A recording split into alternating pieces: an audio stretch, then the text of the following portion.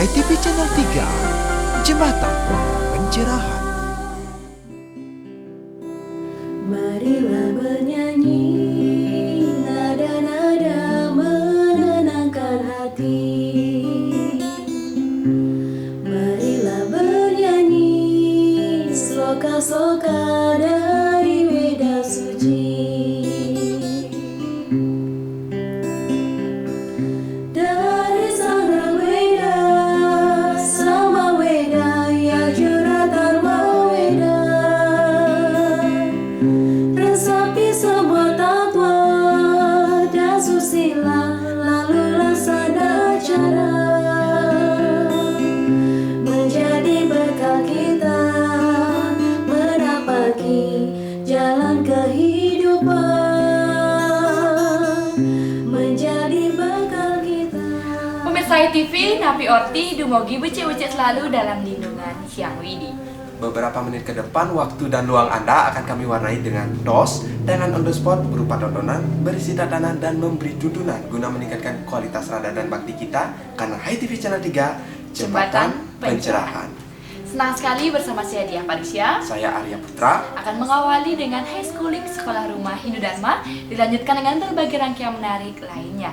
Selamat menyaksikan. Dari Sang Weda, sama Weda, ya Juratarma Weda. Resapi semua tatwa dan susila, lalu laksana cara menjadi bekal kita menapaki jalan kehidupan. Menjadi bekal kita melintasi jalan yang widiwasa.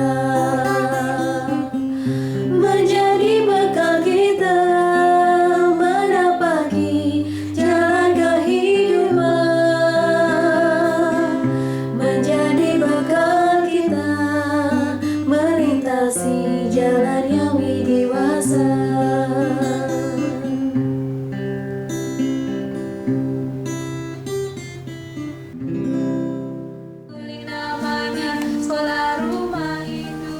Pemirsa HiTV, kita jumpa lagi dalam program High Schooling, tutur sebelum tidur. Nah, adik-adik semuanya, kali ini kakak akan menceritakan dongeng yang berjudul Ilutung Jadi Pecalang. Udah siap? Siap! Oke, mari kita mulai. Nah, saat singa menjadi raja hutan Malawa, Ilutung pun diangkat menjadi pecalang. Apa itu lutung? Nah, lutung itu adalah sekelompok monyet yang memiliki badan kurus dan ekor panjang. Nah, sehari-hari ia bertugas menjaga ketertiban Malawa. Nah, karena sebagai pecalang, sehari-hari ia patroli keliling hutan Malawa menjaga keamanan hutan. Nah, setelah seharian keliling patroli di hutan yang lebat, Ilutung kecapean dan ia berinisiatif istirahat di bawah pohon yang besar. Nah, dalam keadaan mengantuk, Ilutung ditiup semilir angin jadi sayup-sayup, terdengar suara kentongan dari atas. Nah, setelah dicek, ternyata itu bukan suara kentongan, tetapi itu adalah suara burung pelatuk yang sedang mematuk-matuk pohon. Si Lutung pun berkata, "Ih, Belatuk, ngapain kamu bunyikan kentongan? Ini membuat isi hutan ribut berhamburan." Ilutung terus menanyakan Belatuk mengapa ia mematuk-matuk pohon seperti kentongan dan membuat warga kacau. "Wah, Pak Pecalang, aku terpaksa bunyikan kentongan karena ulah Icapung Bangkok. Aku bunyikan kentongan karena wargamu Icapung Bangkok pergi membawa tombak poleng. Nah, siput, kakul, bekicot kemana-mana menggotong rumahnya karena mereka semua ketakutan." Akhirnya si Lutung ini pun menghampiri Capung Bangkok itu. "Hei Capung, kenapa kamu membawa api kemana-mana?" Wah, ntar dulu Pak. Aku membawa api kemana-mana karena ada sebabnya." "Kalau begitu cepat katakan apa penyebabnya," kata si Lutung. "Ini bukan kambing hitam, tapi ini kenyataan Pak. Aku membawa api kemana-mana sebagai penerang agar tak jatuh ke lubang yang dibuat oleh Bedude. Aku harus menghukumnya. Dia yang membuat warga Malawa heboh," kata si Lutung. Nah, si Lutung pun akhirnya menghampiri si Bedude. Dan Bedude pun berkata, "Ups, nanti dulu Pak Pecalang. Aku membuat lubang hanya untuk menimbun kotoran kerbau." Si kerbau yang salah karena telah membuang kotorannya sembarangan di mana-mana. "Pecalang harus adil, tanya saja pada kerbau," kata si Bedude. Kalau begitu berarti si kerbau yang bikin onar. Aku harus mencari si kerbau dan menghukum karena ialah biang keroknya. Lutung segera mencari kerbau yang dituduh oleh Bedude. Akhirnya Lutung bertemu dengan si kebo dan langsung menyemprotnya. Nah, ini dia penyebab kegaduhan. "Hai kebau, kau yang harus bertanggung jawab atas semua ini. Tak ada alasan lagi karena kau yang mengotori hutan sembarangan. Dan si Bedude yang harus menggali lubang. Aku akan laporkan kau pada singa agar kau dihukum mati saja." Nah, Lutung kemudian mengadukan kebo terhadap Raja Singa. Singa pun berkata, "Ada apa Tung? Kenapa terjadi keributan di hutan Malawa?" "Maaf Raja Singa, si kebo yang tertuduh jadi penyebab kegaduhan kali ini." Kebo, apakah kau yang telah bikin ulah dan bikin keributan?" Kebo dungu tak tahu hukuman bagi penghuni yang telah bikin kegaduhan. "Kalau begitu terserah Raja Singa," kata si Lutung. "Hukumannya mati saja. Besok kau harus jadi santap siangku yang lezat."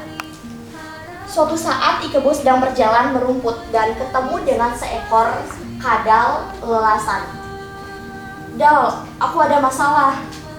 Aku dilaporkan Lutung pada Raja Singa. Pasti aku akan dipaksa," kata si Kebo. "Wah, jangan khawatir Kebo," kata kadal. Hidup dan mati adalah takdir yang widi. Kalau begitu aku akan membantumu melawan Raja Singa." Nah, sejenak kemudian datang singa dan Lutung menghampiri Kebo. Singa langsung mau menerkam Kebo, namun kadal menghalangi. "Hai singa, hentikan. Lawan aku terlebih dahulu sebelum kau menerkam sahabatku Kebo." "Wah, kadal nakal," kata singa. "Minggir kadal, aku tak punya masalah denganmu. Si Kebo terlalu banyak masalah, karenanya ia layak dihukum mati."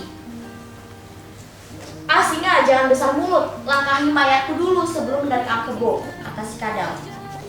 Nah, mendengar ledekan kadal, singa pun menerkamnya. "Jangan besar kepala kau kadal, kau berani melawan rajamu," kata singa. Singa marah karena kadal membangkangnya. Nah, si kadal lelasan pun masuk ke tonggak bambu tanpa alasan. Singa pun menyergap, namun sial, mulutnya menyergap tonggak bambu. Dan singa terluka.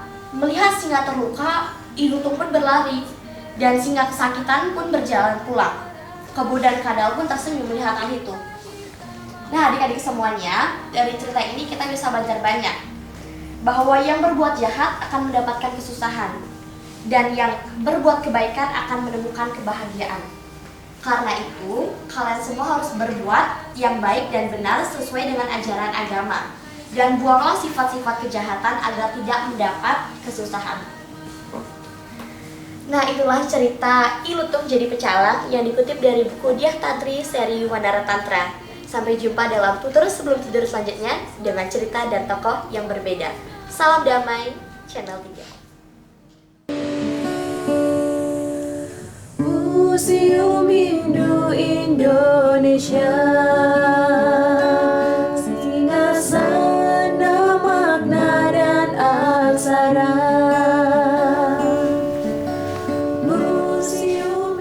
Anda diundang untuk menata ruang kosong, catatan dan record Museum Hindu dengan masterpiece dengan mahakarya.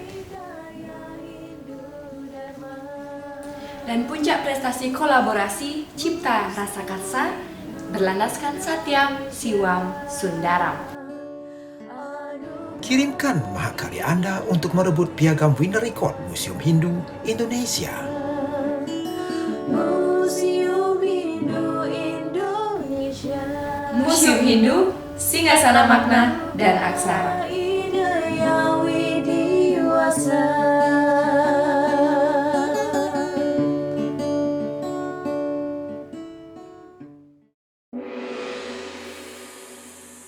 Berawal dari secangkir ngopi, ngobrol inspiratif, mengajak Anda melihat peristiwa dari sudut pandang berbeda. Berbagai tokoh inspiratif akan mengemas narasi menjadi solusi. Pemirsa HiTV Channel 3, hari ini di Om Studio kita sudah kedatangan tamu spesial Prof. Ketut Sude, Guru Besar Sosiologi Pendidikan Universitas Hindu Indonesia yang akan berbagi bersama kita dalam program Ngopi, Ngobrol Inspiratif Bedah Kolom Majalah Wartam. Kan kalau kita buka Majalah Wartam di halaman 7, membentuk pendidikan rohani Hindu. Nah, seperti apa gambaran pendidikan rohani itu dan arah apa yang ditempuh untuk mencapai rohani dari sang anak? Pemirsa, jangan kemana-mana, temukan jawabannya setelah pariwara yang satu ini. Program ini didukung oleh SB, penerbit Pustaka Utama. Membentuk pendidikan rohani Hindu. Nah, sebelum ke pendidikan rohani, nah gimana Prof menjelaskan pendidikan jasmani dengan pendidikan rohani secara gambarannya dulu deh, Prof. Ya, berkaitan dengan keberadaan pendidikan baik jasmani maupun rohani itu sebenarnya pengklasterannya didasarkan atas penekanan dari objek yang disasar dalam pengertian pendidikan itu masing-masing gitu ya. Maksud saya begini, ketika kita berbicara pada tataran pendidikan jasmani, tentu objek yang harus disasar itu adalah menyangkut objek yang bersifat fisik dari anak itu sendiri, misalnya menyangkut keterampilan anak dalam mengolah tubuhnya, keterampilan anak dalam melakukan gerak, kemudian keterampilan anak di dalam menjalankan suatu kegiatan. Nah, yang dalam bahasa akademisnya ini yang disebut dengan kecerdasan kinestetik, gitu ya. Jadi penekanannya di dalam proses pembelajaran jasmani itu adalah penekanan pada pembentukan kinestetik anak, gitu. Lebih menekankan pada pembentukan kinestetik anak. Tapi kecerdasan kognitif pun juga ada ya di pendidikan jasmani itu, Prof. Oh iya, karena begini, biasanya proses pendidikan itu kan bermula dari memberikan pengetahuan dulu. Dari pengetahuan itu baru kemudian dilanjutkan pada aspek sikapnya, baru kemudian pada aspek perilaku. Kalau pendidikan jasmani lebih menekankan pada aspek motorik. Jadi psikomotorik gitu ya. Ya, terima kasih Prof sudah diantarkan ke pendidikan jasmani. Nah, sekarang kita masuk pada pendidikan rohaninya, Prof. Ya. Bagaimana pendidikan ini bisa masuk atau menyentuh rohani atau sisi rohani dari sang anak itu, Prof? Sebenarnya kalau kita terjemahkan secara bebas gitu ya, arti kata pendidikan rohani itu sebenarnya lebih menekankan pada pembentukan kepribadian anak.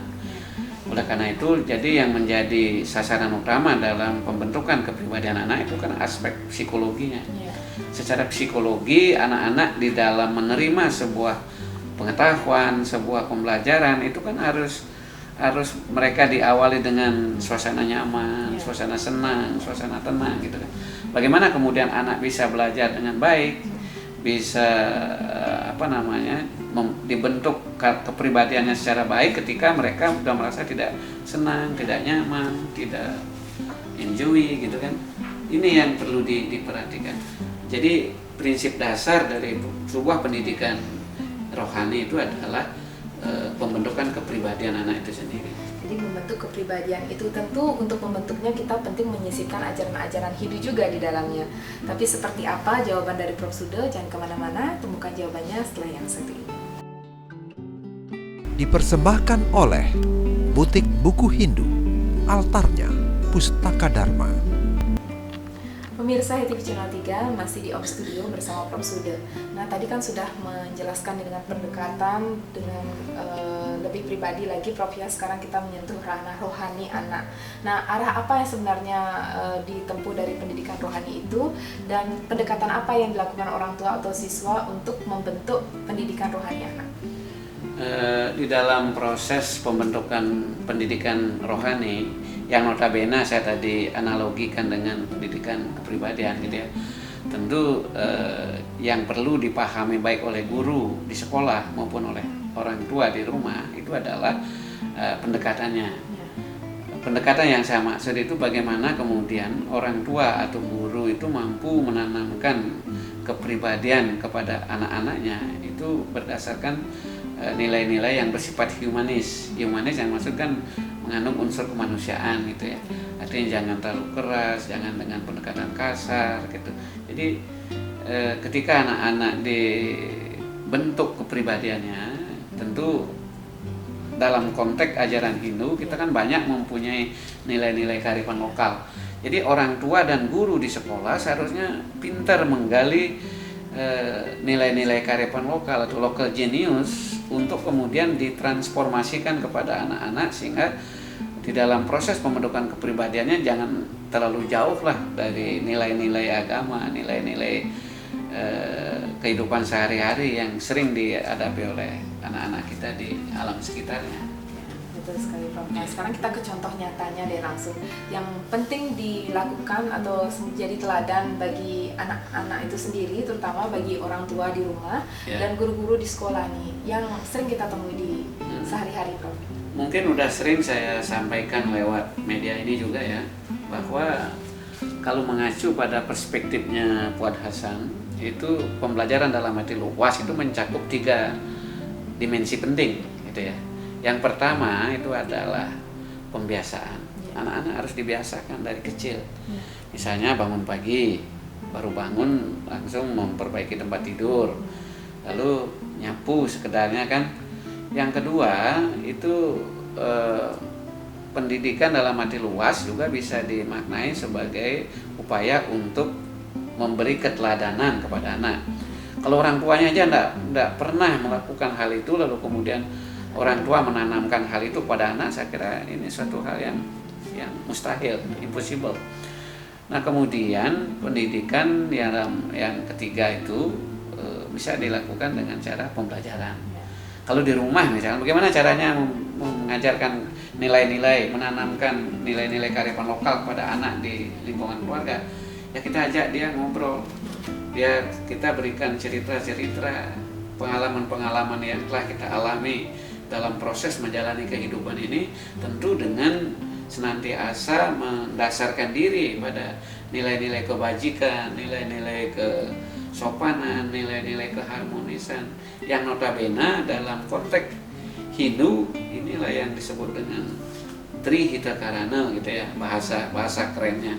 Jadi bagaimana kita menjalin hubungan dengan sesama, menjalin hubungan dengan Tuhan yang Maha Esa melalui sembahyang misalnya, lalu menjalin hubungan yang harmoni dengan lingkungan, dengan menyayangi lingkungan kita gitu, menjaga kebersihannya, kehijauannya, dan mungkin juga bisa dilakukan kalau dengan binatang, hewan, menyayangi hewan, binatang, dan seterusnya. Saya kira itu. Terima kasih Prof. Suda dalam program Ngopi Ngobrol Inspiratif Bedah Kolom Majalah Warta mengutip satu kalimat dari Prof. Suda bahwa pendekatan sangat penting dengan keteladanan, contoh nyata, dan balancing keseimbangan antara pembelajaran jasmani dan rohani untuk menghasilkan goal yang kita inginkan. Demikian pemirsa ITV Channel 3 telah tadi, semoga dapat bermanfaat dan menginspirasi untuk kita bersama. Saya Mia Gandewa, Prof. Suda pamit undur diri. Salam damai, Channel 3. Bukan apa yang Anda impikan, bukan pula apa yang Anda pikirkan, dan bukan pula apa yang Anda katakan. Tetapi yang terpenting adalah apa yang Anda lakukan atas impian. Pikiran dan ucapan Anda itu tentang Hindu Dharma. Saya, Ida Pandita Agung Putranata Siliwangi Manuabe, untuk Hindu Dharma bercahaya. Berikut ini program Cemeti Cerah 5 menit akan menemani Anda membuka lebih luas jendela Hindu Dharma untuk pencerahan jiwa. Pemirsa HiTV Channel 3, Napi Orti, apa kabar? Mogi-mogi serta becek seperti kami di Studio Warta yang akan sharing dan diskusi bersama dalam program Cemeti Cerah 5 menit. Napi Orti, Pak Agus. Iya, becek-becek. Sehat selalu Bapak ya. Ya. Nah, siapa itu Brahma Resi Wiswamitra? Kenapa disebut Brahma Resi? Pak Agus bisa nggak memberikan untuk pemirsa HiTV Channel 3? Ya, kenapa disebut Brahma Resi ya? Ya. Jadi ada tingkatan beberapa resi. Yang pertama itu resi, kemudian maharsi, kemudian ada raja resi, ada Brahma Resi ya. Di dalam beberapa pustaka seperti Narada Bhakti itu ada Dewarsi namanya. Nah, Wiswamitra sendiri itu masuk ke dalam klasifikasi Brahmarsi dia. Jadi untuk mencapai posisi Brahmarsi ini itu tidak mudah ya. Ada beberapa persyaratan, ada 3. Yang pertama dia melakukan upawasa. Upawasa itu melakukan puasa, tidak makan, tidak minum, kemudian monobrata. Kemudian yang terakhir dia masuk dalam samadhi. Jadi kalau bicara samadhi semua orang bisa, tetapi bagaimana memusatkan diri, diam, duduk, tenang, sampai masuk dalam tataran kesadaran samadhi itu susah. Dan yang terakhir itu ada pengakuan dari Brahmarsi sebelumnya. Nah, ini yang lebih susah lagi. Nah, Wiswamitra sendiri itu masuk ke dalam Brahmarsi. Awalnya dia adalah seorang raja gitu. Nah, kenapa dia tidak menerima gelar Rajarsi misalnya? Kenapa dia menerima gelar Brahmarsi? Nah, itu ada beberapa latar belakang yang mempengaruhi. Seperti apa itu Pak Agus latar belakang yang mempengaruhi, dan dari seseorang suci Brahmarsi Wiswamitra ini dikenal sebagai salah satu penerima wahyu Sabda Suci Weda, ini gimana sih Pak latar belakang? Dulu Wiswamitra adalah seorang raja ya, jadi pernah melakukan perburuan ke hutan, layaknya raja-raja yang lain punya gemar berburu, memiliki hobi berburu. Tiba-tiba dia memasuki pertapaan Brahmarsi Wasista gitu. Nah, di sana sang Brahmarsi Wasista menjamu seluruh senapati dan prajurit dari Raja Wiswamitra ini hanya dengan susu yang diperah dari sapi Kamadhenu namanya. Jadi sapi suci yang dapat memenuhi semua keinginan pemiliknya gitu. Merasa irilah raja ini, Raja Wiswamitra, harusnya dia yang memiliki sapi itu. Nah, direbutlah dengan cara paksa, dengan senjata, tetapi tak satu pun senjata Raja Wiswamitra mampu melukai Brahmarsi Wasista. Sampai dia merasa kalah, frustasi, kemudian dia merasa bahwa kedudukan sebagai seorang raja tidak ada apa-apanya jika dibandingkan dengan sebagai seorang Brahmarsi.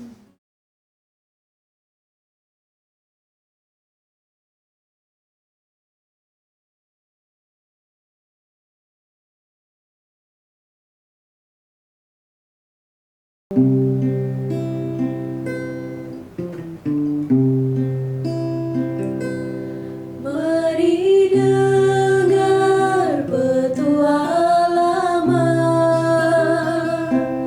untuk bekal dalam perjalanan,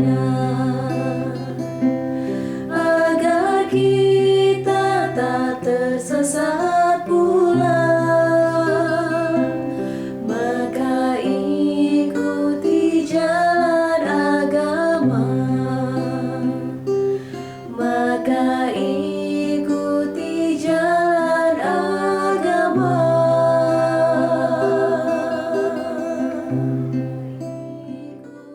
Demikian tadi Sunari Nada, jalinan makna di balik nada menjadi sajian terakhir kebersamaan kita. Semoga dapat bermanfaat dan menginspirasi untuk kita bersama. Saya Dia Felicia, Saya Arya Putra. mewakili seluruh kru Hai TV Channel 3, mohon pamit undur diri. Maaf jika ada tak berkenan. Terima kasih atas kerjasamanya. Sampai jumpa dalam tos berikutnya. Salam damai Channel Channel 3. Maka ikuti jalan